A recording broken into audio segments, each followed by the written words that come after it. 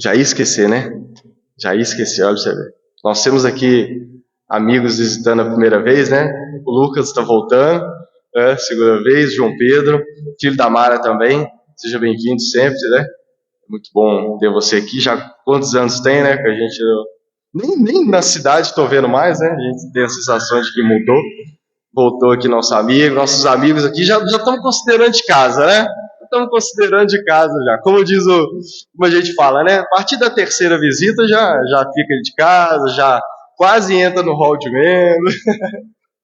É muito bom ter vocês e esperamos também outra coisa. Hoje nós vamos ter o culto à noite também, 6 horas. Lembrando que esse culto é um teste, vamos dizer assim, de certo sentido, é uma oportunidade para aqueles amigos que falam assim, se fosse de noite eu iria. Então nós vamos fazer esse culto hoje à noite para fazer esse teste, ver se eles vão responder, se eles vão vir.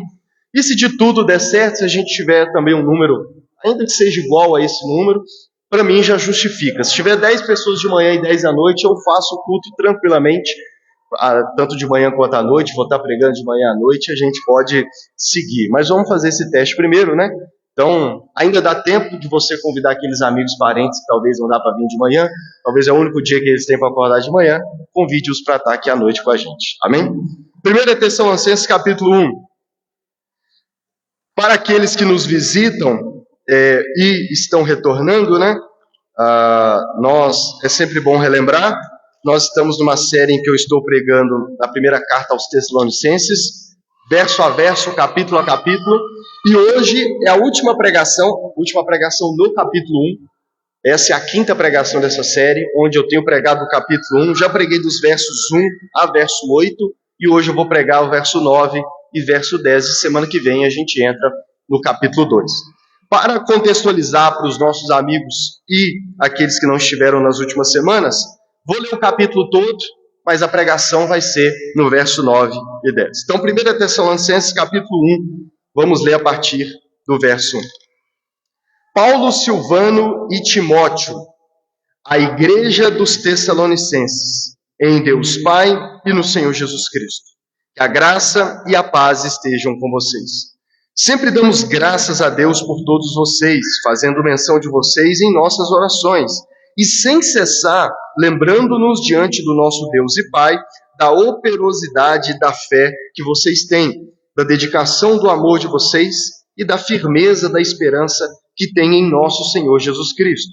Sabemos, irmãos amados por Deus, que Ele os escolheu, porque o nosso Evangelho não chegou a vocês somente em palavra, mas também em poder, no Espírito Santo e em plena convicção. E vocês sabem muito bem qual foi o nosso modo de agir entre vocês, para o próprio bem de vocês. E vocês se tornaram nossos imitadores e do Senhor, recebendo a palavra com alegria que vem do Espírito Santo, apesar dos muitos sofrimentos. Assim, vocês se tornaram modelo para todos os crentes da Macedônia e na Acaia, porque a partir de vocês, a palavra do Senhor repercutiu, não só na Macedônia e na Acaia, mas a fé que vocês têm em Deus repercutiu em todos os lugares, a ponto de não termos necessidade de dizer mais nada a respeito disso. Porque, no que se refere a nós, as pessoas desses lugares falam sobre como foi a nossa chegada no meio de vocês, e como, deixando os ídolos, vocês se converteram a Deus, para servir o Deus vivo e verdadeiro, e para guardar dos céus o seu Filho, a quem Ele ressuscitou dentre os mortos, a saber, Jesus, que nos livra da ira vindoura. Oremos mais uma vez. Senhor Deus, eis a Tua palavra, fale aos nossos corações através da Tua palavra neste momento. Dá-nos ouvidos para ouvir, Pai. Dá-nos, Espírito Santo, um coração para ouvir a Tua palavra, para ouvir a Tua voz. Livra-nos, Senhor, de permanecermos rebeldes e surdos para a Tua voz, Pai, que o Senhor nos dê ouvidos para ouvir e que a Tua palavra possa nos transformar, que possamos ter um encontro verdadeiro com o Senhor através da Tua palavra, em nome de Jesus. Amém. Como eu disse, nós já vimos esse capítulo inteiro e hoje resta apenas o capítulo verso 9 e o verso 10. Então, a única coisa que eu quero recapitular, como eu disse, você pode ouvir as pregações tanto no Spotify, quanto no Facebook, quanto no YouTube. O que eu quero recapitular é que essa igreja dos Tessalonicenses era uma igreja nova, como eu venho repetindo aqui. Era uma igreja que tinha, muito provavelmente, menos de um ano que Paulo havia plantado essa igreja na cidade de Tessalônica. Porém, nós já vimos nesse capítulo 1, e vamos continuar vendo a partir do capítulo 2, que apesar de ser uma igreja nova, é uma igreja que amadureceu muito rápido. É uma igreja que se firmou na fé, e numa fé prática muito rápido, que aprendeu o que é o amor.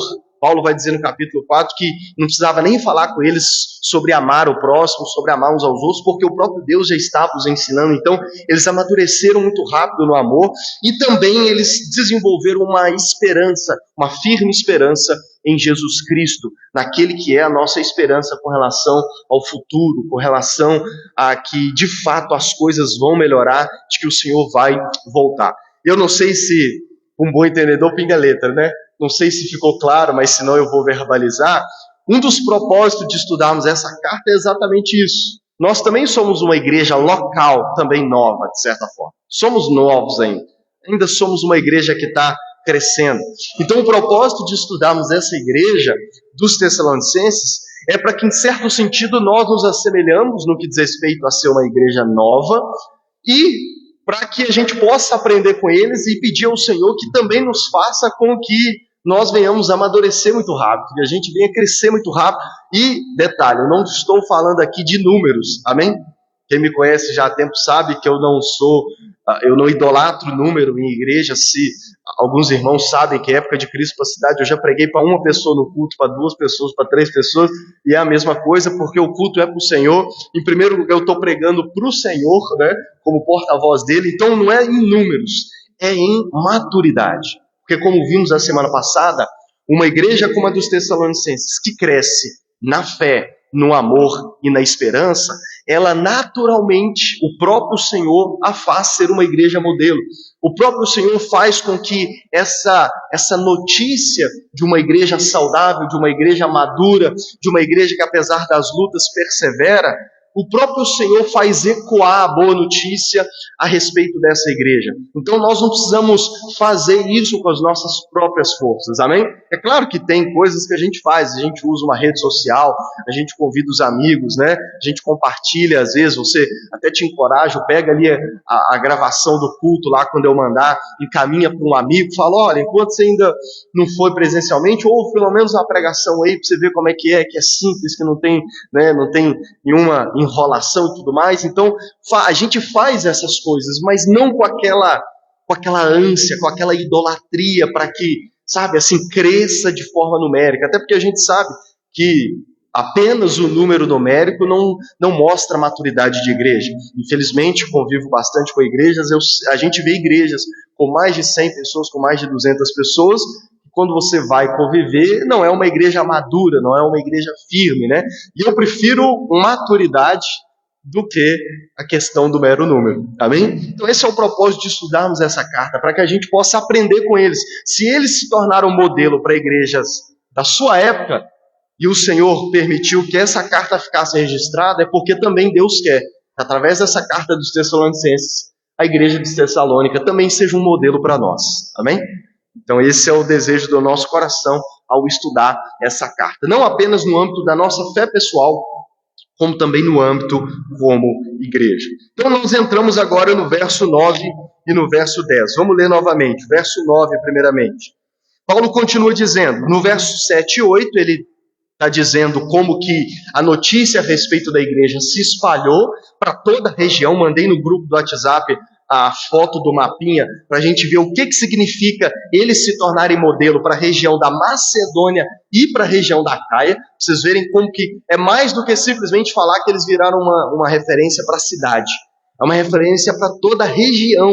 Então, imagina a gente dizer que nossa igreja local se tornou um exemplo para igrejas em toda Minas Gerais e em todo o Brasil. Nós sabemos que Deus faz isso com algumas igrejas. Então, foi mais ou menos isso que estava acontecendo com eles. E aí ele continua dizendo, porque no que se refere a nós, as pessoas desses lugares falam sobre como foi a nossa chegada no meio de vocês. Esse é o primeiro ponto que eu quero destacar aqui. Paulo fala que a notícia se repercutiu, e no verso 9 ele dá um detalhe, ele diz, porque no que diz respeito a nós, e esse nós aqui é Paulo, Timóteo e Silas. Esse nós aqui é aqueles que Deus usou, Paulo, Timóteo e Silas, juntamente com outros, como Lucas também estava presente aqui, para poder levar o evangelho até eles. Nós vimos na primeira pregação dessa série, em Atos capítulo 16 e capítulo 17, como que foi a chegada deles em Tessalônica, como que Paulo, Silas e Timóteo chegam em Tessalônica, começam a pregar o evangelho, as pessoas começam a se converter e a igreja é estabelecida, a igreja é desenvolvida. Então nós sabemos esse nós quem é lá pela primeira pregação. É Paulo, Silas, Timóteo e todos aqueles que o acompanhavam na vida ali, na plantação da igreja. E agora, lembrando sempre que Paulo tinha mandado Timóteo para ver como os irmãos estavam, porque ele já estava em Corinto, e agora os irmãos voltam com boas notícias. Então Paulo está dizendo, no que diz respeito a nós, porque a notícia que se espalhou não foi apenas a respeito da igreja em si, mas as pessoas também estavam falando como foi a chegada de Paulo e companhia lá na cidade de Tessalônica. Irmãos, o que eu quero destacar aqui nesse verso? Algo que eu já toquei pontualmente nas pregações passadas. Ninguém, irmãos, ninguém recebe, ninguém ouve a pregação do Evangelho, ninguém cresce no conhecimento de Jesus por uma revelação de um anjo. Ninguém cresce ou ouve o Evangelho por uma revelação pessoal do próprio Deus. Deus não anda pelo mundo aparecendo para pessoas pregando o Evangelho. Deus não manda anjos pregar o Evangelho. Pedro, lá na sua carta, na primeira carta de Pedro, Pedro vai dizer que os anjos ansiavam falar sobre essas coisas. Alguns entendem que a gente pode, de certa forma, entender que os anjos gostariam de pregar o Evangelho, mas Pedro vai dizer, e Paulo é o que ele está dizendo aqui, o que nós estamos sendo lembrados aqui, é que Deus usa pessoas, irmãos. Na sua soberania, na soberania de Deus, na sabedoria de Deus, Deus escolheu usar pessoas para pregar o Evangelho a outras pessoas. Jesus, o Filho de Deus, veio, começou a anunciar o Evangelho, mas além de pregar o Evangelho para aqueles que se converteram a Ele, na sua época enquanto Ele esteve aqui, depois nós sabemos, Mateus 28, Ele voltou para os céus e comissionou as pessoas, os discípulos, aqueles da sua época, para ir por todo mundo e pregar o Evangelho. É por isso que Paulo e companhia andavam por toda a Europa pregando o Evangelho. Não sei se vocês vão se lembrar, mas em Atos 16, Paulo diz que à noite ele teve uma visão de um homem que aparece e diz, venha para Macedônia e nos ajude. Então percebe que Deus, Ele pode falar ainda hoje através de experiências assim com a gente, mas nunca Ele dá experiências assim para as pessoas para que elas conheçam o Evangelho. Ele deu essa visão para Paulo, mas para falar para Paulo, vai para Macedônia e prega o Evangelho. Porque, não sei se vocês vão se lembrar, Lucas diz que a conclusão deles, daquela visão simples de um homem dizendo, venha para Macedônia e nos ajuda, Lucas diz que a conclusão de Paulo é, precisamos ir para Macedônia pregar o Evangelho. Porque Deus escolheu na sua soberania usar pessoas, não apenas para nos apresentar o Evangelho, mas também para nos ajudar a crescer na fé e no conhecimento de Jesus. Não existe conhecer Jesus sozinho e não existe crescer no conhecimento de Jesus sozinho. Nós precisamos de pessoas, amém? A exemplo do apóstolo Paulo para os Tessalonicenses. E o que é interessante é que as pessoas reconheciam isso. Era visível para as pessoas que o que gerou aquela transformação na vida dos Tessalonicenses foi esse tal Paulo e companhia que chegou lá. Não sei se vocês vão se lembrar, mas eu também passei por isso lá na primeira pregação de Atos 16, quando Paulo chega, antes de Tessalônica, ele passa por Filipos.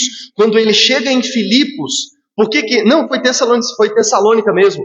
Lembra que quando ele começa a pregar, os judeus começam a ficar bravos e eles dizem assim, esses homens que estão atormentando o mundo, agora chegaram aqui. Então era notório, as pessoas falavam que o que gerou aquela mudança na vida daqueles Tessalonicenses que eram a igreja, foi essa chegada desse tal Paulo e da sua companhia lá na cidade de Tessalônica. Que mesmo depois deles tendo partido, a presença deles, a visita, a passagem deles por lá, gerou frutos, porque Deus usou a pregação de Paulo, dos seus demais companheiros, para alcançar pessoas e fazer com que pessoas não apenas crescem em Jesus, ouvissem o Evangelho, como no caso dos Tessalonicenses, desenvolvesse uma fé firme, uma fé verdadeira, um amor verdadeiro, uma esperança firme, a ponto de não ser dependente daquele que Deus usou, porque é isso que a gente precisa entender. Hoje em dia a gente precisa até tomar cuidado, e existem dois polos, eu acho que eu nem devia estender muito nisso. Nós temos hoje dois erros assim que o Brasil ele é muito polarizado, você sabe disso, né? Ou você é de direita ou você é de esquerda, ou você é preto ou você é branco, ou você é A ou você é B, e a gente não aceita talvez ali o centro, né? Tanto que o pessoal da política mais odiado é o centrão, porque julgam que eles não é nem de um lado nem do outro. Irmãos, a gente tem dois erros também. A gente tem o erro de que a gente às vezes idolatra aqueles que Deus usa para pregar o evangelho para a gente ou para nos ajudar a crescer na fé. E a gente pode partir para esse lado da idolatria. Infelizmente temos muito isso nas igrejas hoje em dia, e já tinha desde a época do apóstolo Paulo na igreja de Corinto. Mas existe um outro problema que é do outro lado, que é a gente não querer saber de referência nenhuma também. Porque a gente fugiu da idolatria, ou porque a gente vê idolatria, a gente cai no outro extremo de achar que a gente não precisa de ninguém. Eu não preciso de ninguém. E não, os dois lados estão errados. Tanto o lado da idolatria, quanto o lado de você achar que a gente ouve o evangelho, ou que as pessoas vão conhecer o evangelho sem ninguém, sem ter uma referência. Nós vimos na pregação passada, nos versos anteriores, que Paulo diz: vocês se tornaram nossos imitadores porque viram como que a nossa vida condiz com a mensagem que nós pregamos. Então essa é a forma saudável. Quando você encontra pastores, líderes de igreja, uma igreja local, que você percebe que não é perfeição, mas que vive, busca viver, está se esforçando para viver de acordo com o evangelho, então não há problema nenhum em você imitar essas pessoas, em você seguir essas pessoas, em você caminhar juntamente com elas. Então o que Paulo está dizendo é isso. E eu trouxe aqui, em 2 Coríntios capítulo 4, verso 7, Paulo diz assim aos Coríntios: temos, porém, esse tesouro em vasos de barro, para que se veja que a excelência do poder provém de Deus e não de nós. O fato de Deus usar pessoas não é para que as pessoas recebam glória, mas é para que a gente glorifique ainda mais a Deus, porque em sua sabedoria, Paulo diz aos Coríntios, Deus escolheu que esse tesouro, que é o Evangelho, que é a boa notícia do Evangelho, ele fosse transportado em vasos de barro, que somos nós. Então esse verso nos ajuda a lembrar que Deus quis assim. Deus usa pessoas, Deus usa, e aqui eu não estou falando só de pastores, amém? Não estou falando só de pastores. Estou falando de nós como cristãos. Deus usa pessoas para alcançar outras pessoas, para pregar o evangelho para outras pessoas, para ajudar outras pessoas a crescer na fé.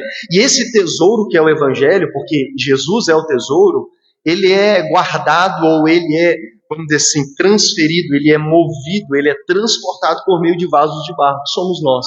E isso para nos lembrar que somos vasos de barro, no sentido de que somos frágeis, de que podemos, em alguns casos, até mesmo quebrar, arrancar uma lasca, mas o que é importante é nós reconhecermos que o importante é a mensagem, é esse tesouro que é carregado por meio de vasos de barro. Mas essa foi a vontade de Deus e nós devemos louvá-lo por isso. E aí ele continua dizendo no verso 9: porque no que se refere a nós, as pessoas desses lugares falam sobre como foi a nossa chegada no meio de vocês, e aí ele vai dizer agora que é o meu foco nessa manhã.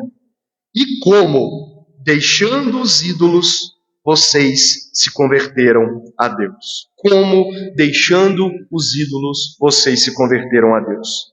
Baseado nesses dois versos, eu chamei essa pregação de a verdadeira conversão. Porque nesse verso 9 e nesse verso 10, Paulo meio que agora vai resumir, para acabar o capítulo 1, ele vai resumir tudo que ele estava falando até agora. Ele está elogiando os Tessalonicenses, falando de uma fé verdadeira que eles têm, de um amor verdadeiro que eles têm, de uma firme esperança em Jesus que eles têm. Ele já falou isso no verso 3.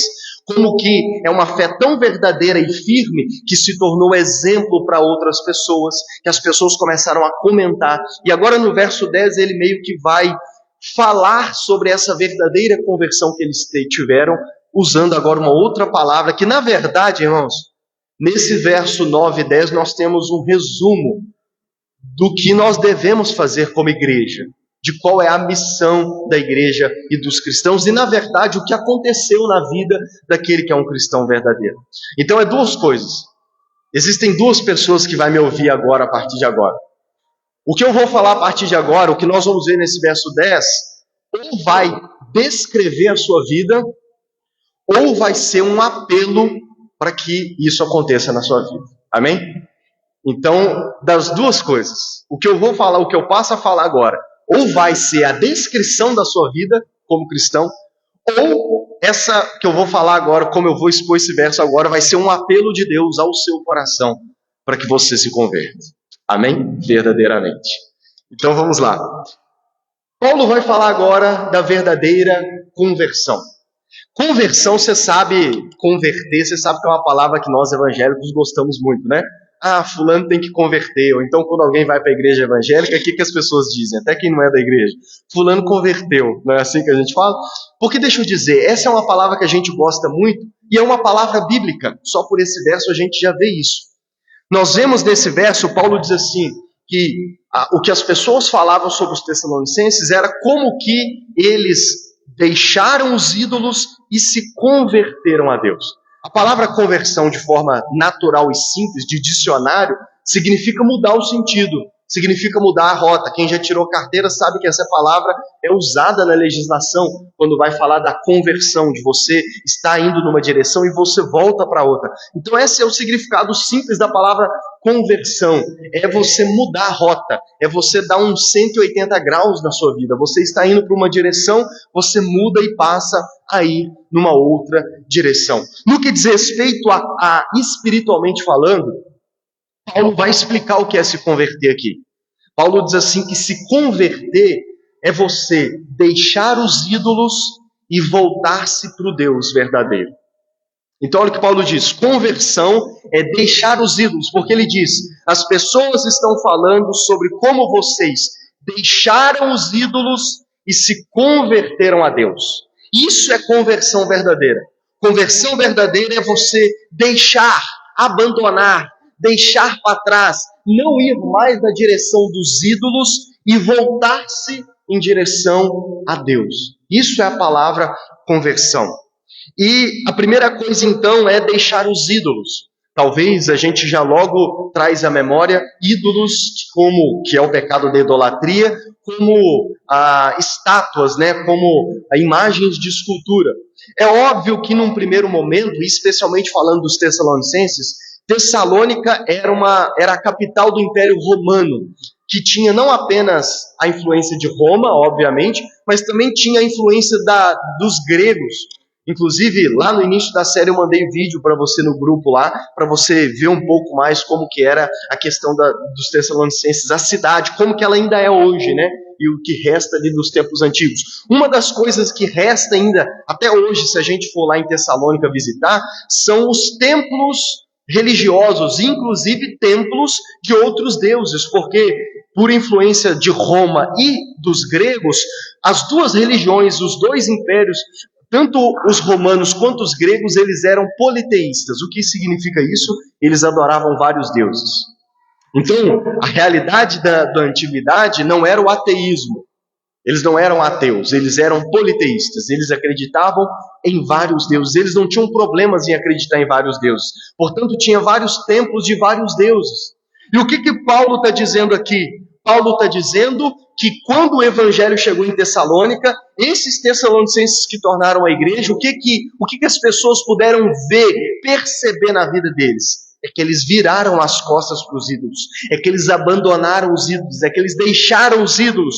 Obviamente que em primeiro lugar, no caso deles, os ídolos de estátuas, os ídolos de escultura. Mas o que eu vou te mostrar é que não é apenas isso. Os ídolos de escultura, os ídolos que eles são adorados por meio de imagens, é apenas, irmãos, a expressão de uma idolatria no coração. É assim que a Bíblia trata. Ninguém adora uma estátua de escultura ou uma imagem feita por mãos humanas sem antes já a idolatria começar no coração. Na verdade, toda idolatria, uma imagem de escultura, é uma expressão de um coração idólatra. Amém? Então é óbvio que aqui, no caso dos Tessalonicenses, eles deixaram os templos pagãos, eles deixaram os templos de outros deuses, eles pararam de ter nas suas casas e de adorar imagens de escultura feitas por homens. É óbvio que sim, mas o que nós vamos ver aqui é que essa conversão ela começa no coração, porque ninguém deixa os ídolos sem se converter a Deus, e essa é a verdadeira conversão, é deixar os ídolos e se voltar para o Deus vivo e verdadeiro. É impossível existir uma conversão verdadeira onde não há abandono dos ídolos. E um ídolo é tudo aquilo que você se devota, aquilo que você adora e aquilo que você serve de forma prática. Então, essa é a idolatria. E só um ponto que eu quero destacar aqui. Perceba que o problema não era o ateísmo, mas a adoração a vários deuses. E você vai perceber por que eu estou enfatizando esse ponto. E olha o que ele diz: de como vocês, deixando os ídolos, vocês se converteram a Deus para servir o Deus vivo e verdadeiro. Então vamos lá. A conversão verdadeira é deixar de adorar outros deuses, outros ídolos e se converter a Deus. Mas Paulo acrescenta assim: se converter a Deus para servir o Deus vivo e verdadeiro. Não é apenas deixar de acreditar em ídolos e passar a acreditar em Deus. Na verdade, toda adoração, toda devoção, ela vai se manifestar em serviço, que é o que ele está dizendo. Vocês passaram a servir o Deus vivo e o Deus verdadeiro. Porque toda adoração, toda devoção, ela vai se manifestar em serviço. Você quer saber quem é o Deus da sua vida? É só observar quem você serve, de forma prática. É só observar. A religião é isso. O que é a religião? A religião é um conjunto de práticas que você usa para servir o Deus que você adora. Um culto dominical, ir num culto dominical. Nós vimos um exemplo agora há pouco do que aconteceu antes do culto começar. Aquilo ali é uma prática de serviço a um outro Deus. É uma prática de serviço de devoção, né? Tanto que, muito provavelmente, aquele grupo que passou aqui em frente à igreja são o grupo dos verdadeiramente devotos. Porque quando existe adoração verdadeira, quando existe devoção verdadeira, ela vai se manifestar em serviço. Algumas igrejas, inclusive, chamam o culto de serviço, porque é um serviço a Deus. A gente vem para adorar a Deus. É também um serviço uns aos outros, porque aqui estou eu pregando a palavra para vocês, para edificar vocês, para ajudar vocês na fé. Nossos irmãos aqui cantaram louvores para também ajudar a servir um ao outro através da oração. Então, toda adoração, toda devoção, ela vai se manifestar em serviço. Por isso que quando nós nos convertemos ao Deus verdadeiro, nós precisamos e devemos, e vai ser natural numa verdadeira conversão, você não apenas deixar de acreditar em outros deuses, mas você passar não apenas também a acreditar em Deus, mas servi-lo. Vocês sabem que mais de 90% dos brasileiros acreditam em Deus. Mais de 90% dos brasileiros acreditam em Deus. O problema não é acreditar em Deus. A questão aqui da verdadeira conversão é que adorar e se devotar ao verdadeiro Deus também implica em servi-lo. Implica também em obedecê-lo. Implica agora em viver uma vida que agrada a Ele. Então essa é a verdadeira conversão. Não é apenas deixar de acreditar em um e acreditar em outro, porque senão você vai achar que é suficiente você deixar de acreditar aqui e passar a acreditar aqui. Mas não, na verdade, a verdadeira adoração, a verdadeira devoção, ela vai se manifestar em serviço. Você quer fazer um teste a respeito de quem é o Deus da sua vida? É só você observar as atitudes práticas da sua vida, a rotina da sua vida, a forma como você vive. Aquele a quem você serve vai ser manifestado através das atitudes da sua vida. Isso é servir. O servir, ele é muito prático. E esse é o teste. Jesus certa vez diz, né? Esse povo honra-me com os lábios, mas o seu coração está longe de mim. Eles honram-me com os lábios, mas eles não se arrependem dos seus pecados. Eles honram-me com os seus lábios, mas eles não me obedecem, mas eles não seguem, não ouvem a minha voz. Eles me honram com os lábios, mas eles não querem fazer a vontade do meu Pai. Jesus, certa vez em João 8, diz: vocês fazem a vontade do Pai de vocês, que é o diabo. Então, toda devoção, toda adoração, irmãos, ela vai se manifestar no serviço. Ela vai se manifestar na vida prática, na atitude prática da nossa vida. Então, nós precisamos servir ao Deus vivo e verdadeiro. Qualquer adoração e devoção a outra coisa é criar um falso Deus, é engano de Satanás e é um pecado contra o próprio Deus. Porque ele diz ao Deus vivo e verdadeiro. Irmãos, toda a mensagem da Bíblia de Gênesis e Apocalipse é para pregar a respeito do Deus Criador, que é o único Deus vivo e verdadeiro. Toda a Bíblia vai falar sobre isso. Ele é o único Deus vivo e verdadeiro. Em Atos 14, verso 15, Paulo está pregando em Listra, antes de chegar em Tessalônica. E olha o que ele diz para as pessoas de Listra: senhores, por que estão fazendo isso? Nós também somos seres humanos como vocês, sujeitos aos mesmos sentimentos, e anunciamos o Evangelho a vocês para que se convertam dessas coisas vãs ao Deus vivo que fez o céu e a terra, o mar e tudo que neles há. Paulo chega e prega em Listra, e não apenas prega em Listra, mas ele cura pessoas em Listra. E o que as pessoas idólatras, acostumadas à idolatria, faz? Eles começam a chamar Paulo de Júpiter, Silas de Mercúrio, se não me falha a memória, e querem sacrificar animais para Paulo e Silas, acreditando que eles eram representantes do deus Júpiter e do deus Mercúrio, se não me falha a memória, um dos deuses gregos lá. E aí Paulo diz isso, Paulo diz, olha, por que vocês estão fazendo isso? Nós somos apenas homens. Nós somos apenas homens que vieram para pregar o Evangelho. E a nossa mensagem é exatamente essa.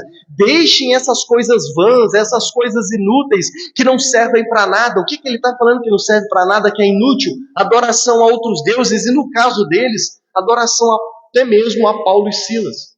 E ele diz, o que nós queremos é libertar vocês dessa idolatria, dessas práticas inúteis que não servem para nada, para se converter ao Deus vivo, verdadeiro, Criador dos céus e da terra. Essa é a mensagem da Bíblia, irmãos. É o apelo às pessoas para servir, para adorar, para se devotar ao único Deus que é vivo e verdadeiro, que é o Deus Criador de todas as coisas, que é o Deus que nós cremos, que se revela a nós através das Escrituras e através do seu Filho Jesus. Essa é a mensagem de toda a Bíblia. Mas antes de passar para o verso 10, deixa eu fazer a aplicação mais detalhada desse verso 9 para os nossos corações. Eu te mostrei que a conversão verdadeira é deixar os ídolos, a idolatria, para se converter a Deus, o único Deus vivo e verdadeiro. E aqui a gente entende por que a idolatria é um pecado, seja a coisas ou a pessoas. Porque se só existe um Deus vivo e verdadeiro, só Ele é digno da nossa adoração, só Ele é digno da nossa devoção. É a Ele que nós devemos servir com toda a nossa vida, como disse Jesus, com toda a nossa alma, com todo o nosso coração, com todas as nossas forças, com todas as nossas atitudes, com todo o nosso intelecto, com tudo que temos e com tudo que somos. É a Ele que nós devemos servir, porque Ele é o único Deus vivo e verdadeiro. E é por isso que o pecado da idolatria é o pior de todos os pecados. Porque o que é idolatria? O que é ter um ídolo? É você fazer de uma outra coisa ou de uma outra pessoa, fazê-lo ocupar o lugar de Deus no seu coração. Se só Deus é digno de adoração, de devoção e serviço, quando você adora, se devota e serve uma outra coisa ou uma outra pessoa que não Deus, esse é o pecado da idolatria. E talvez você esteja pensando aí, mas eu já me converti então, porque eu não adoro outros deuses. Eu acredito no Deus da Bíblia. Será? Porque vamos lá. A idolatria, a imagem de escultura, é só a ponta do iceberg. Como eu disse para vocês, é só a representação visível de algo que existe aonde? No coração. 2020 ou 2021 eu preguei uma série inteira sobre deuses falsos. E eu estou começando a achar que ano que vem eu vou pregar ela de novo aqui na igreja. Vou repeti-la, né? Depois de alguns anos que ela é importante repetir. E aí eu falo com mais detalhes sobre isso. Mas para ser mais breve hoje, toda idolatria nasce aonde, irmãos? Nasce aqui. A idolatria ela só se manifesta em imagens de escultura quando ela já nasceu no coração. E o que na verdade a Bíblia mostra é que quando Deus vai tratar da idolatria, primeiro Ele trata do coração, para depois quebrar, jogar fora as imagens de escultura. Porque se não houver uma conversão no coração, ninguém joga as imagens fora. É por isso que nós evangélicos pecamos muito quando queremos evangelizar pessoas que ainda têm esse tipo de adoração e de devoção a imagens de escultura. Porque a gente já quer logo entrar na casa da pessoa, pegar o saco preto, botar os ídolos lá e fazer o quê? Jogar fora. E não é assim que a gente tem que fazer. Não é assim. Deixa eu te ensinar a evangelizar aqui. A última coisa é as imagens. Primeiro você conversa com a pessoa, evangeliza a pessoa, prega o evangelho para ela, para que a verdadeira conversão aconteça onde? Aqui, E deixa eu te dizer, quando a verdadeira conversão acontece aqui, você nem precisa pegar as imagens de escultura. A própria pessoa vai abrir mão delas. A própria pessoa vai deixar os ídolos, como foi o caso dos Tessalonicenses. Mas eu não quero falar sobre imagem de escultura, não. O meu ponto é mais profundo. O que eu quero te ajudar a entender brevemente hoje é que pode existir no nosso coração idolatria sem que tenhamos uma imagem de escultura, sem que tenhamos uma imagem feita por mãos humanas. Por quê? Porque, como eu disse para você, um ídolo no nosso coração é tudo aquilo ou todo aquele que pode ser tanto uma coisa quanto pode ser alguém. Tanto algo quanto alguém que nós colocamos como centro na nossa vida. João Calvino, reformador, ele dizia assim: o coração é uma fábrica de ídolos. Ele não estava falando de imagem de escultura. Ele estava falando que o nosso coração pecaminoso, caído desde o Éden, tem uma tendência a idolatrar coisas e pessoas. Nós temos essa tendência, irmãos. E deixa eu dizer para você, até mesmo se você já se converteu de verdade, nós temos que constantemente nos policiar com relação a isso, porque muito facilmente nós criamos ídolos no nosso coração. E quem são os ídolos no nosso coração? O ídolo no nosso coração é tudo aquilo que está em primeiro lugar na nossa vida. Tudo aquilo que é o centro no nosso coração. E talvez, como eu disse para você, como que você descobre o que é o centro da sua vida, o que está acima de tudo na sua vida? É só você observar qual é o centro da sua vida, em que a sua vida gira em torno. Irmão, deixa eu dizer, eu gosto de usar esse exemplo. O nosso coração tem um trono, um trono só, e ele não fica vazio. Se não tem Deus nele, tem uma outra coisa, uma outra pessoa. O trono não fica vazio. E como que eu sei quem que está ocupando o centro do meu coração, o trono do meu coração? Basta eu observar para a minha vida, basta eu fazer uma análise e eu observar em torno de que a minha vida gira. Porque todos nós temos um centro na nossa vida, todos nós temos algo em torno do que todas as demais coisas giram. Ao sistema solar, o que está no centro de todas as coisas? O Sol, amém? E os planetas ao redor. Todos nós temos algo que funciona na nossa vida como o Sol, que é o centro, ao redor de tudo o resto, e o resto da nossa vida gira ao redor daqui. Como que eu descubro isso? Aquilo que ocupa a maior parte do seu tempo. Aquilo em que você, por exemplo, gasta o seu dinheiro sem reclamar. Porque, vamos lá, nós gastamos dinheiro, amém? Mas tem coisa que a gente gasta sem reclamar e tem coisa que a gente gasta reclamando. Confessa aí para mim, confessa. Amém? Analisa em que você gasta o seu dinheiro, em que você investe o seu dinheiro sem reclamar. Já é um sinal. Ao redor de que a sua vida gira, já é um outro sinal. O que move a sua rotina? É um outro sinal. Qual é a sua motivação para acordar amanhã, segunda-feira de manhã? É um outro sinal. Qual é a sua motivação para acordar todos os dias, até naquele dia em que você fala assim, me deu a vontade de ficar o resto da vida deitado nessa cama, mas por causa de tal coisa eu preciso levantar. Isso também pode ser um sinal. Agora, o sinal, para resumir, porque senão eu vou ficar falando de sinais aqui. Agora, o principal sinal, que eu acho que esse, se você for extremamente sincero, não comigo, mas diante de Deus, só isso já te ajuda a identificar quem é o ídolo da sua vida. Se é Deus ou se é uma outra coisa, se existe um outro ídolo no seu coração. Uma frase muito simples. Quem é a pessoa ou qual é a coisa para quem você, se fosse honesto diante de Deus e consigo mesmo, você diria a seguinte frase: não consigo nem imaginar a minha vida sem isso. Vou repetir. Essa frase simples. Se você for sincero diante de Deus, você identifica se é Deus ou se é um ídolo o centro da sua vida.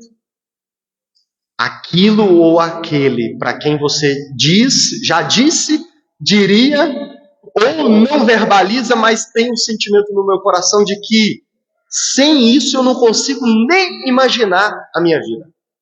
Sem isso ou sem essa pessoa eu não viveria. Quer fazer um teste mais profundo? Pensa aí na possibilidade de perder tal coisa ou tal pessoa. Como que você acha que você lidaria? Na crise de 1929, quando a vida financeira dos Estados Unidos foi por água abaixo, você pode pesquisar na internet. Teve empresários que tiraram a própria vida. Porque a bolsa caiu, o dinheiro caiu, começou a ter prejuízo, e eles não suportavam a vida sem dinheiro. E eles tiraram a própria vida. Quantos casos nós conhecemos de namorados, de casamentos, de relacionamentos no geral, que quando acaba, a pessoa entra em depressão, a pessoa entra em desespero, a pessoa, até mesmo, nós sabemos por aí, tira a própria vida. Por quê? Porque sem isso eu não vivo. Você viveria sem seu cônjuge? Você viveria sem seus filhos? Eu não estou nem falando só de morrer, não. Estou falando deles casar e viver a vida deles. Você viveria sem seu cônjuge? Você viveria sem seus pais? Né? Seus pais normalmente, naturalmente, morrem primeiro. Você viveria sem ele? Você viveria sem esse emprego que você está nele? Tem gente que perde o emprego e para ele perdeu a vida. O que você diria para ele? Sem isso eu não viveria. Agora, um último teste aqui. Acho que umas 2 semanas atrás eu fiz um vídeo no Instagram, mandei no grupo também para vocês verem. E eu vou usar ele como exemplo aqui de novo, porque para mim é um dos melhores. Lembra aquele vídeo que eu postei lá, que mostra o menino falando da maconha? Quem se lembra de ter visto? Quem não viu, eu vou resumir ele aqui. Eu gravei um vídeo, e eu mostrei lá o trecho do vídeo, em que o pessoal da igreja faz entrevista com as pessoas na rua e pergunta para elas o que elas acham da igreja, de Jesus e do cristão. E aí pergunta para um jovem, quem é Jesus para você? E ele responde assim, Jesus é uma válvula de escape. Uma válvula de escape é boa. Aí ele vai explicar o que é que ele quer dizer. E ele diz assim, bem, eu fumo bastante maconha. Porque é uma parada, como é que ele diz? Porque é uma parada que me faz fugir, me relaxa. É uma válvula de escape. E aí ele diz, e assim como eu tenho a maconha, algumas pessoas têm Jesus. E ele diz assim, eu acho até legal, porque Jesus é muito mais saudável, mais legal. Eu não tenho muita fé. Mas é isso, uma válvula de escape. Talvez num primeiro momento, se você vê o jovem falar isso, você fique abismado, você acha até uma blasfêmia. Mas deixa eu dizer para você, ele não está falando nenhuma blasfêmia, nenhum absurdo. Pelo contrário, o entendimento que ele demonstra com essa descrição simples é muito profundo. E é o que eu estou tentando explicar, é o conceito de idolatria. É o conceito de ídolo no coração. Porque qual que é uma outra forma da gente identificar quem é o Deus da nossa vida? Se é Deus ou se é um outro ídolo? O que é que você busca como escape para uma vida difícil, para uma vida de sofrimento, para as lutas da vida? Deixa eu dizer, todos nós passamos lutas. Todos nós temos aquele dia em que tudo que a gente quer é enfiar na coberta, botar todas as cobertas por cima e não sair de casa. Fecha, bota blackout na janela, não quero sair, não quero atender a ninguém. Quem já passou por momentos assim? Não quero responder no WhatsApp, eu não quero atender ligação. Eu não quero, eu quero, como diz uma música, eu quero que me internem no paraíso. Todos nós temos algo na nossa vida em que nós buscamos esse escape para essa vida difícil, para essas lutas na vida. Todos nós temos esse socorro, esse refúgio, esse alívio. Que a gente, em meio às lutas da vida, a gente sempre encontra alívio em alguma coisa. É aquilo que o mundo pode estar caindo ao meu redor, mas quando eu estou com aquilo, ou quando eu estou fazendo aquilo, ou quando eu estou com essa pessoa, aí eu tenho um momento de descanso. Eu tenho um momento de paz. Para esse jovem, ele diz, o meu escape, para onde eu fujo, para onde eu busco socorro, refúgio no dia da angústia, ou para tentar encarar as coisas da vida, é a maconha. E ele diz perfeitamente, para uns Jesus é isso. Irmãos, esse é o conceito. É por isso que também não tem como, no caso desse jovem, nós não devemos começar a evangelizá-lo dizendo, você tem que parar porque maconha faz mal. Deixa eu dizer para você, não vai resolver. Sabe por que não vai resolver? Porque para ele é muito mais do que um mero passatempo. Para ele é o Deus do coração dele. É nisso que ele busca refúgio. É nisso, isso é o Deus dele, é o que traz paz, é o que acalma o coração dele. E deixa eu dizer, assim como esse jovem, muitos encontram no cigarro, muitos encontram na bebida.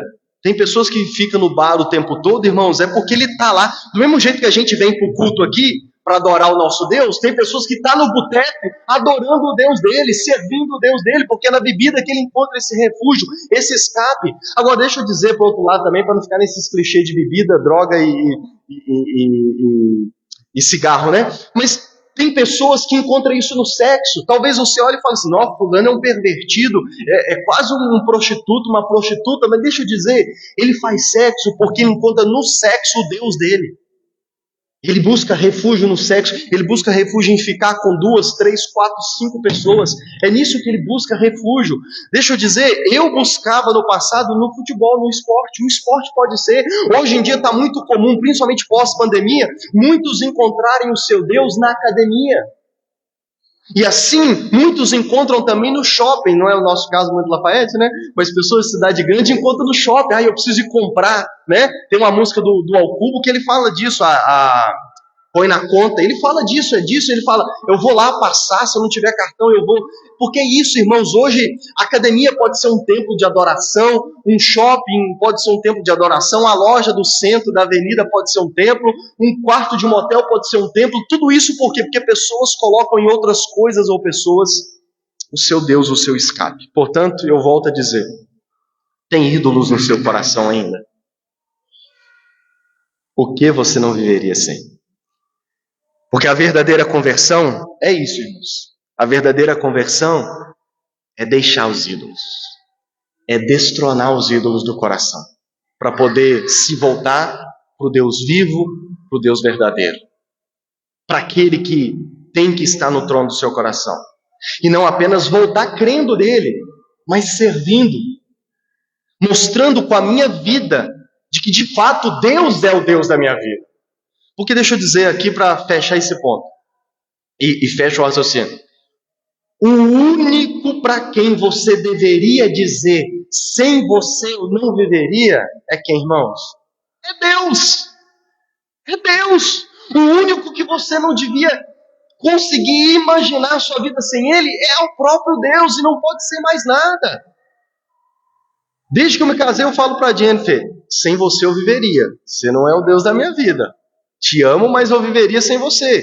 Deixa eu dizer, eu estou tendo que lidar isso com nova etapa na minha vida. Antes de ter filho, eu nunca passava por essa tentação. Hoje eu tenho um filho de 3 anos. E eu preciso trabalhar isso no meu coração. E se acontecesse algo com o Nicolas? Quem está me entendendo? Então, estou passando... Quando você vai passando lutas, você precisa perceber quando você perde um emprego, quando você está no período das vacas magras, né? O dinheiro está muito pouco. Isso também é um teste para você saber, será que eu viveria sem dinheiro? Será que eu viveria? Porque, irmãos, a gente precisa fazer esse checklist. Sem isso, seria difícil. Passaria por um luto, mas eu viveria. Viveria. Até chegar em Deus. Não, sem Deus eu não viveria. Eu não consigo nem imaginar minha vida sem Deus. Aí Deus é o Deus do seu coração. Mas o verso 10, para a gente ser mais específico aqui, e eu finalizar. Verso 10. Para se converterem a Deus, para servir o Deus vivo e verdadeiro, e ele acrescenta, e para aguardar dos céus o seu Filho, a quem ele ressuscitou dentre os mortos, a saber, Jesus, que nos livra da ira vindoura. Alguns versículos da Bíblia resumem todo o Evangelho. E esse aqui é um deles. Esses 2 aqui é um deles. Resume todo o Evangelho. Resume todo o cristianismo. Resume toda a nossa religião cristã. Esses 2 versos resumem tudo. Porque, como eu falei até aqui, a nossa religião é sobre se converter de ídolos para o verdadeiro Deus. Ídolos sejam visíveis ou apenas no coração, ocultos. E deixa eu dizer, irmãos, se converter dos ídolos visíveis é muito fácil. Difícil é os do coração, porque eles não têm uma imagem, porque é mais difícil de reconhecer. Mas ele diz no verso 10, se converter no cristianismo não é apenas deixar os ídolos e se converter ao Deus vivo e verdadeiro, mas é também aguardar dos céus o seu Filho, a quem Deus ressuscitou dentre os mortos, a saber, Jesus, que nos livra da ira vindoura. Aqui está o evangelho resumido. Se converter no cristianismo, e é isso que torna o cristianismo diferente, até mesmo de algumas outras religiões. Se converter verdadeiramente no cristianismo não é apenas acreditar num Deus vivo e verdadeiro, porque, como eu disse para vocês, mais de 90% dos brasileiros acreditam no único Deus. E isso não significa que mais de 90% dos brasileiros são convertidos. Se fosse, o nosso país seria diferente. Mas a gente sabe que não é a realidade. Por quê? Porque não basta acreditar no único Deus vivo e verdadeiro. É preciso também se converter e acreditar no Filho desse Deus verdadeiro. Paulo diz, se converter é agora também, não apenas servir a Deus, mas viver aguardando o seu Filho dos céus. Irmãos, uma das principais marcas do cristão verdadeiro é bastante da volta de Jesus. Você vai ver que em Colossenses, Paulo vai falar da volta de Jesus. E na segunda carta, quase que o assunto da segunda carta é só a volta de Jesus. Então, na primeira carta ele vai falar, está falando aqui nesse verso 10, ele vai falar em cada capítulo, você vai ver isso nas próximas semanas, mas na segunda carta que nós também vamos ver, ele vai falar só da volta de Jesus. Inclusive os assuntos polêmicos de anticristo e tudo mais. Aguarde, você que gosta de Apocalipse, aguarde. Ele vai falar disso. Por quê? Porque a verdadeira conversão, irmãos, envolve viver uma vida de expectativa, de ansiedade, de certo sentido, pela volta de Jesus. E aqui está um outro teste da verdadeira conversão. Como você vive a sua vida? Você vive a sua vida ansioso, com expectativa pela volta de Jesus? Pensar na volta de Jesus faz o seu coração bater? Acelera o seu coração? Pensar na volta de Jesus, deixa eu dizer para você, eu vou falar disso no final, mas pensar na volta de Jesus é para você apenas um medo? Ah, meu Deus, se Jesus voltar eu vou para o inferno. Você ainda não se converteu. Porque o verdadeiro cristão que já se converteu, ele passa a aguardar com grandes expectativas a volta de Jesus. Porque deixa eu dizer, para o cristão verdadeiro, o melhor dia da vida dele vai ser o dia da volta de Jesus. Talvez você diga, pastor, não devia ser o dia que ele se converteu, que conheceu Jesus? Não. Porque, estou falando de dia, porque o conhecer Jesus é um processo. É difícil você identificar o dia certo. A gente marca pelo batismo, né? Eu batizei dia 7 de novembro de 2010. A gente marca pelo batismo, mas não significa que foi naquele dia exatamente. Pelo contrário, eu só me batizei porque ele já tinha mudado o meu coração. Então não sei te dizer qual foi o dia certo. Agora, o melhor dia da vida do cristão é o dia da volta de Jesus, porque isso acontecerá num dia. E ele verdadeiramente aguarda o Filho de Deus, porque ele não apenas crê no Deus vivo e verdadeiro, mas acredita que esse Deus vivo e verdadeiro enviou o seu Filho a essa terra, vou falar disso daqui a pouco, mas não apenas enviou, mas ele vai voltar um dia. Então o cristão ele é cheio dessa vontade. Preguei na série Promessas sobre a volta de Jesus, sobre essa promessa de Jesus. O cristão verdadeiro, irmãos, ele vive com essa expectativa. Por isso que nós evangélicos falamos tanto da volta de Jesus. Queremos pregar o evangelho porque Jesus vai voltar, e as pessoas zombam, não voltou até hoje e tal, mas ainda assim nós não desmorecemos a nossa fé porque as pessoas zombam de Jesus não ter voltado, porque para nós vai ser o melhor dia da vida, o dia em que a gente vai ver face a face Jesus. E a verdadeira conversão se manifesta assim, numa vida de expectativa com relação à volta de Jesus. Porque, irmãos, Ele é o nosso refúgio, é a nossa fortaleza, é o nosso refrigério. E no dia em que Ele voltar, nós vamos ter isso de forma perfeita. Porque a promessa é de que no dia em que Ele voltar, Ele nos levará para estar com Ele, e nós estaremos com Ele para todo sempre. Mas Ele continua dizendo, o seu Filho, a quem Ele ressuscitou dentre os mortos, a saber, Jesus. Por que Ele voltará? Porque há 2000 anos atrás o Pai o enviou para estar nessa terra, para viver, morrer e ressuscitar por nós. O cristão verdadeiro, o verdadeiro convertido também é aquele que vive a sua vida baseado na morte e na ressurreição de Jesus. Porque a morte e a ressurreição de Jesus é o centro de toda a história do universo. Não é o final da história, mas é o centro, é o meio, é o centro do universo. É esse dia que mudou a nossa vida.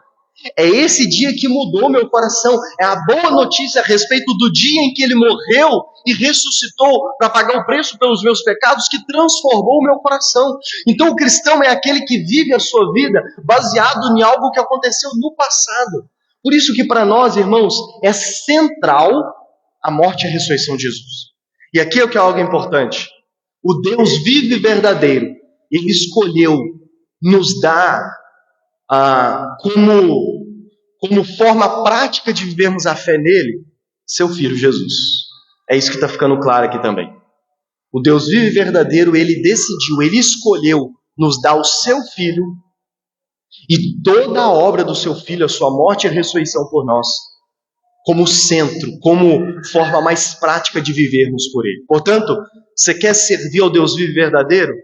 Sirva a Jesus, creia em Jesus. Espere pela volta de Jesus, anseie pela volta de Jesus, viva, porque é isso que Paulo vai falar, viva essa firme esperança. Ele falou lá no verso 3, vocês têm uma firme esperança em Jesus, viva a sua vida baseado na volta de Jesus, porque esse é o tom da carta aos Tessalonicenses. Nós vamos ver que por que ele vai tocar na volta de Jesus em todos os capítulos e na carta 2.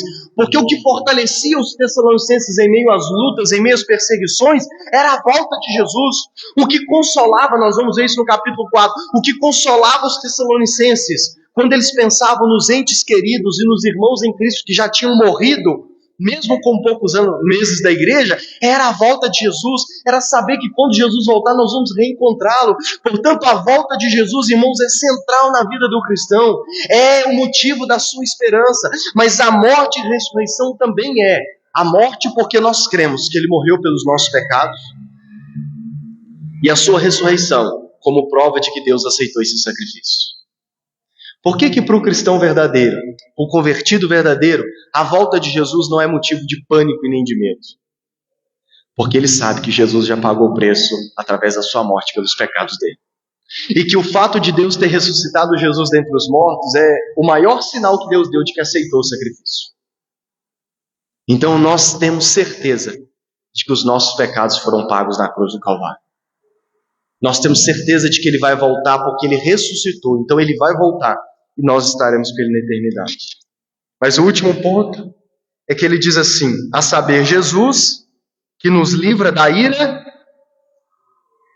vindoura. Aqui está a dura mensagem do Evangelho. Porque o Evangelho ele é uma moeda de dois lados. Ele tem uma excelente e maravilhosa notícia. Ele é, por natureza, uma excelente e maravilhosa notícia, mas essa excelente e maravilhosa notícia tem como pano de fundo, tem como outro lado da moeda, e é inseparável, tá? É inseparável, uma péssima e uma terrível notícia. E aqui, Paulo está lembrando dessa péssima notícia. Qual é a péssima notícia? A ira vindoura de Deus. O que significa isso? Deus já marcou um dia, assim como ele marcou um dia da volta de Jesus, ele marcou também um dia, Atos capítulo 17, Paulo prega isso lá em Atenas. Deus já marcou um dia em que ele vai de forma justa, e deixa eu dizer para você, sem graça. Sem graça no sentido de que naquele dia não vai ter misericórdia e não vai ter graça. Deus vai julgar a humanidade de forma justa, santa e implacável. Leia Apocalipse, capítulo 9, capítulo 16. Se você ler só esses dois capítulos, você já vai ver. Se você ler só o capítulo 16, você já vai saber do que eu estou dizendo aqui. Apocalipse 16 é as 7 taças da ira de Deus que Deus vai derramar sobre toda a terra, sobre a vida daqueles desobedientes, sobre a vida daqueles rebeldes. Essa é a ira vindoura, ela ainda não aconteceu, ela vai acontecer. Aqueles que dizem assim, Deus vê toda essa desgraça acontecer e não faz nada. Não, ele não está fazendo ainda, apesar de que ele já faz algumas coisas, mas esse é assunto para outro dia que é mais delicado de eu explicar isso.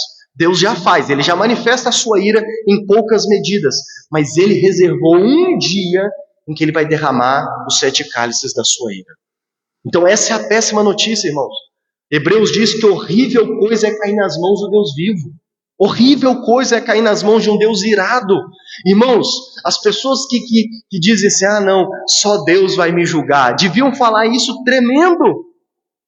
Porque naquele dia, irmãos, não haverá misericórdia. Assim como no dilúvio, depois do prazo que Deus deu para Noé construir a arca e pregar para o povo, Deus veio e mandou o dilúvio e matou todas as pessoas do mundo, com exceção de 8 que estavam na arca. Nesse dia, Deus vai também vir com a sua ira. Assim como ele tirou Ló e a sua família de Sodoma e mandou fogo e enxofre sobre Sodoma, Apocalipse nos diz que é certeiro esse dia em que ele vai derramar a sua ira. Então, irmãos, deixa eu dizer, para aqueles que não se converteram ainda, isso é uma péssima notícia. Porque você ainda está na lista daqueles que vão ter que lidar com esse dia. E a Bíblia, em vários lugares, diz assim, ai daqueles que dizem, o dia do Senhor, sem que estejam no Senhor. Ai daqueles. Apocalipse 16 diz que vai ter pessoas que vão, Apocalipse 9, diz que tem pessoas que vão querer morrer e não vão encontrar a morte. Eu sempre ilustro da seguinte forma, vai ter gente que vai subir em uma ponte e pular, falar, eu quero morrer, eu quero acabar com isso. E eu imagino, tá? Não é que a Bíblia afirma, não. É eu interpreto o texto dessa forma. Imagina uma pessoa pulando de um lugar alto, batendo lá embaixo na esperança de morrer e acabar com aquilo, e ela não morrer. E não encontrar a morte. Mas a boa notícia é o que Paulo diz aqui. Jesus que nos livra da ira vindoura. A boa notícia é que aqueles que creem em Jesus, aqueles que se convertem dos ídolos para o Deus vivo e verdadeiro, Jesus, através da sua morte e da sua ressurreição, pagou o preço pelos nossos pecados. E Ele nos livrará da ira vindoura. É por isso que nós podemos aguardar com expectativa, com sorriso até aqui, com ansiedade a sua volta, porque para aqueles que se converteram dos ídolos para o Deus verdadeiro, para aqueles que depositaram sua fé, seu amor, sua devoção, seu serviço, não só ao Deus vivo, mas ao seu Filho Jesus Cristo, eles podem ter a certeza absoluta de que esse mesmo Jesus vai livrá-los da ira vindoura. Na verdade, você já pode se considerar livre da ira vindoura. Amém? Por quê? Porque Jesus nos livrará dessa ira vindoura. Assim como a arca de Noé protegeu Noé e a sua família da ira de Deus manifestada no dilúvio, aqueles que estiverem em Jesus também serão livres da ira vindoura. Aqueles que estavam dentro da arca foram livres lá no dilúvio. Aqueles que estiverem em Jesus, com a sua fé, com o seu amor, com a sua devoção em Jesus, também serão livres da ira vindoura. Por isso que, para uns, aquele dia será o pior dia das suas vidas. Mas para aqueles que estão em Cristo Jesus, que creem em Jesus, será o melhor dia da sua vida. Amém? O que vai definir como aquele dia será para você, é isso que eu falei. É a verdadeira conversão. É você se arrepender dos seus pecados. Se arrepender, e aqui eu vou falar só de um hoje. Se arrepender do pecado da idolatria. Abandonar esses ídolos, seja alguém ou seja algo. E se voltar para o verdadeiro Deus. Porque se voltando para o verdadeiro Deus e para Jesus Cristo, seu Filho, a quem Ele enviou, aí você pode viver o resto da sua vida feliz, aguardando com grandes expectativas, porque você vai ser livre dessa ira vindoura e você estará com esse Deus por toda a eternidade. Fique de pé e vamos orar.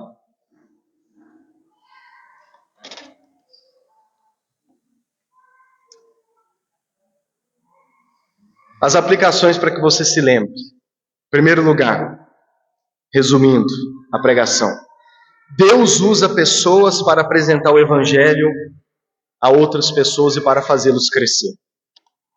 Alguém Deus usou para apresentar o Evangelho a você. Eu sou grato a Deus pelas pessoas que Ele não só usou para me apresentar o Evangelho, mas pelas pessoas que Ele ainda usa para me ajudar a crescer no conhecimento do Evangelho. Irmãos, eu falei semana passada, quase 15 anos de caminhada cristã, esse ano eu faço 10 anos pastoreando também.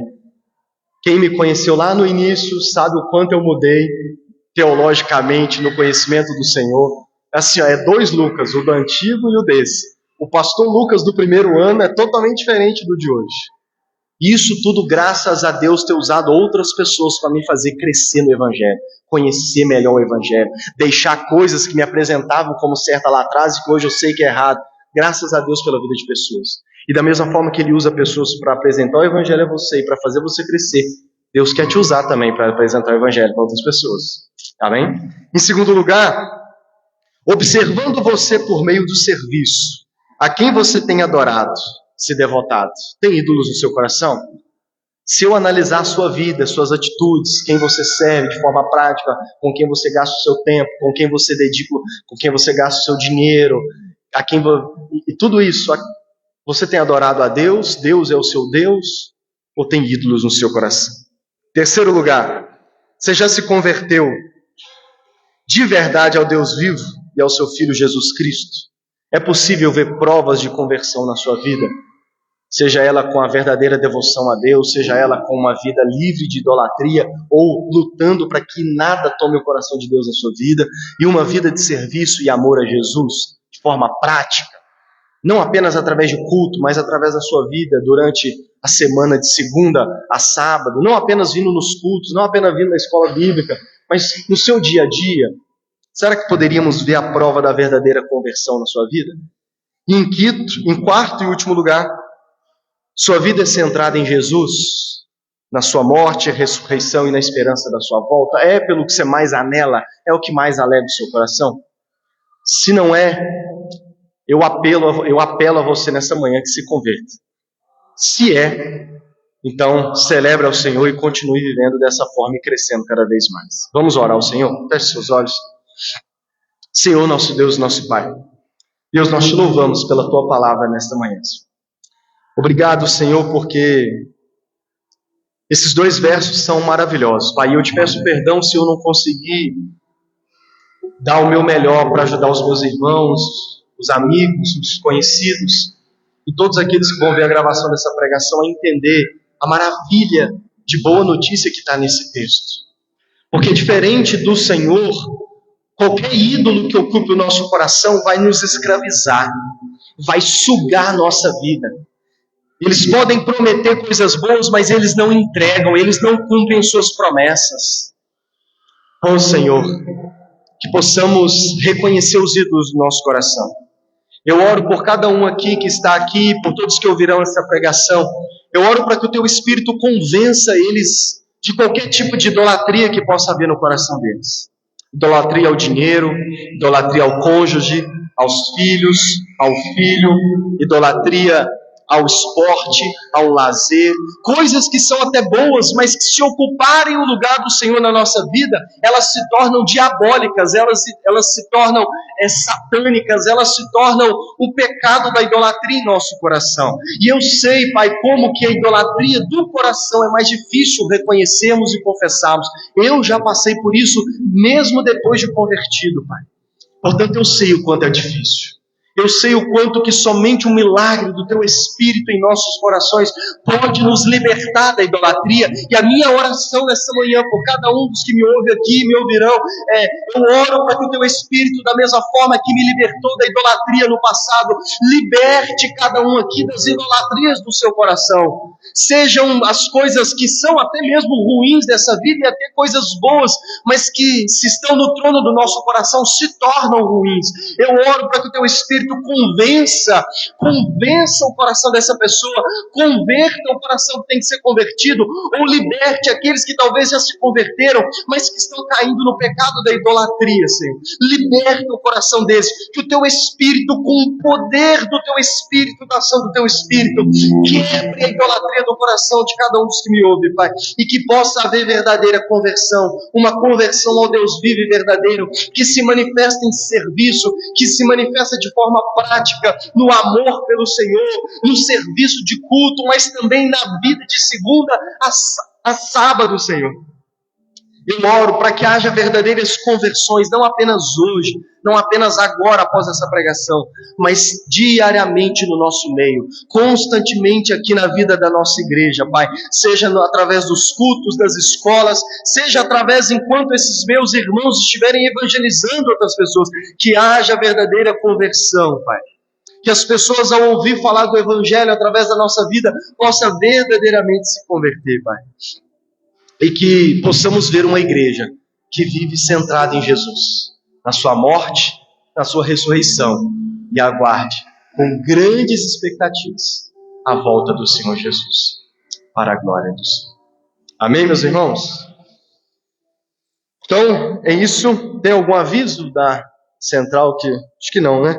Os homens, na verdade tem um. Os homens da central estão organizando um churrasco.